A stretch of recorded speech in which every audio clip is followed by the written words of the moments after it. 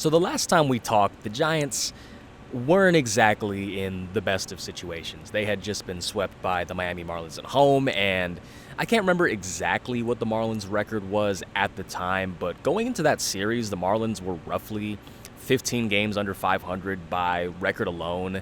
They were one of the worst teams in Major League Baseball. And in addition to the sweep itself, to, again, one of the worst teams in Major League Baseball at home, in addition to that, the Giants were looking at the possibility of potentially losing Casey Schmidt to the injured list after he took that 95-mile-an-hour sinker to the left hand / left wrist area. And at the time of recording, after the Giants had been swept, we didn't truly know whether he was going to need a trip to the injured list, whether this was going to be something that he was going to be able to bounce back from when the Giants went to Chicago.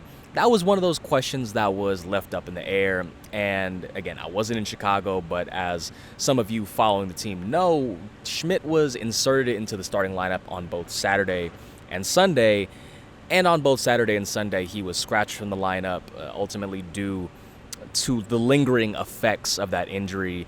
And the Giants ultimately decided prior to today's game, prior to today's 4-2 loss to the Arizona Diamondbacks, which we're going to get to in a moment, to place Schmidt on the 10-day injured list, retroactive to June 27th with the left hand inflammation. There is a possibility that he misses the minimum amount of time, so I believe he would be first eligible on July 7th, which is when the Giants start their 3-game series against the Philadelphia Phillies at home, which also kicks off their 6-game homestand to finish the first half. Nothing guaranteed on that end, but given that Schmidt was at least in the starting lineups on both Saturday and Sunday, and he was feeling somewhat okay enough to play, it does feel like it would lean towards the minimum as far as games missed. And with Casey Schmidt going to the injured list, the Giants have, in a corresponding move, recalled Tyler Fitzgerald from AAA Sacramento.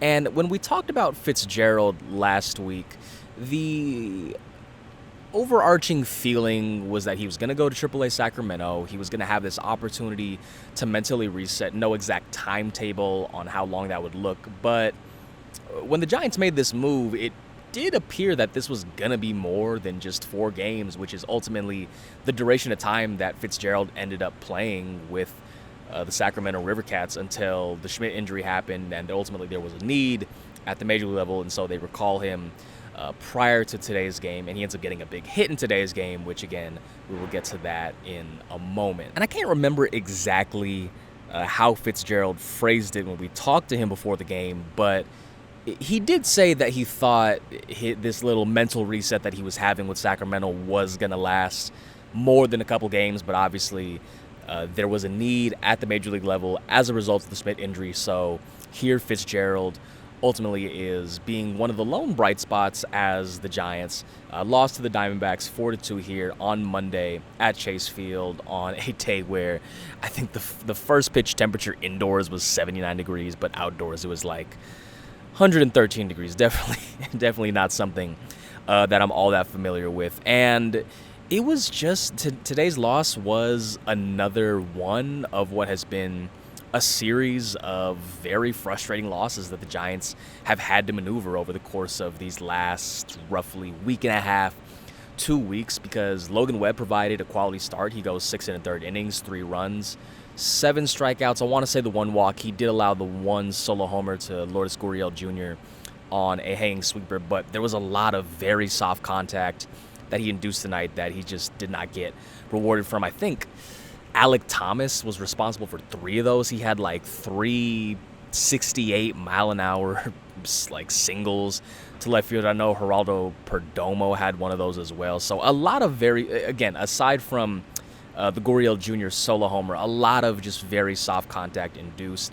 There was also some frustration with home plate umpire Quinn Walcott, I believe that's his name.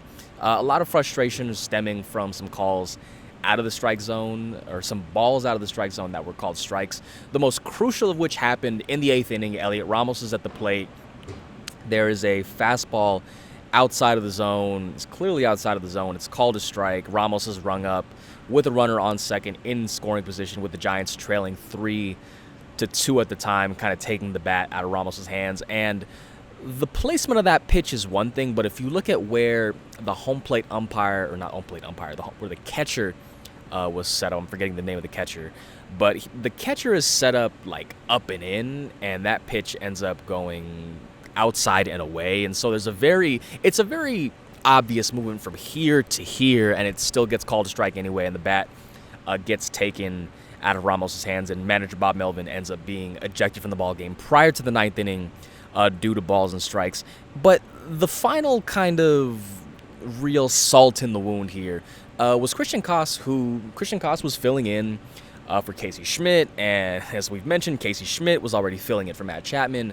Christian Koss sustained a left hamstring injury in his third at-bat of the game. He was trying to beat out an infield single that was in the 6th hole. He was trying to run it out, and instantly, as he was running out, realized he wasn't able to run with the speed that he's usually accustomed to running with, stayed in the game, and ends up with one of the weirder doubles of his major league career. We'll get into that in a moment, but ends up having to be removed from the game following that said double in the top of the 8th inning. And then manager Bob Melvin tells us after the game that he has the hamstring thing and is not going to be in the lineup tomorrow. And given the nature of hamstring injuries, given how finicky they can be, given how you really don't want to play around with them, it looks like he's going to miss maybe not necessarily extended time, and it's currently unclear if there's an IL stint that's going to be necessary, but we could be looking at a couple games for Koss to miss. And again, Koss, who's already the third-string third baseman, now we're down to, I believe Brett Wisely makes the most sense as the next third baseman up, given he hasn't played a ton of innings at third base. He's only played 22 over the course of his major league career, but he has played some in the minors. And as far as potentially another option, maybe Tyler Fitzgerald. Fitzgerald has only taken grounders at second base this year. And I think given that the reason they sent him down to AAA was to, ensure that he gets that mental reset, I kind of doubt they would want to slide him over to third base, add even more to his plate than he's already dealing with at the current moment in time.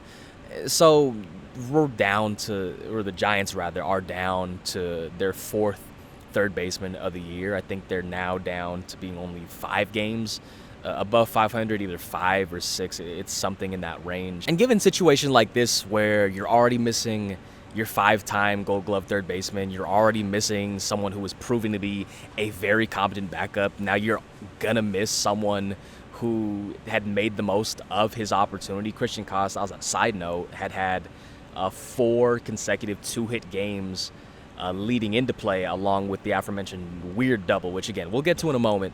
It is hard to have that kind of next man up mentality when you have, in rapid succession, 3 guys hit the injured list. And that's not even including Gerard Encarnacion, who's on the injured list as well. But the way that Webb phrased it was, if we want to go where we want to go, we're going to have to go through things like this. As far as this aforementioned double that I keep mentioning, in Koss's final plate appearance of the day, I think the Giants are trailing 3-2 or 4-2.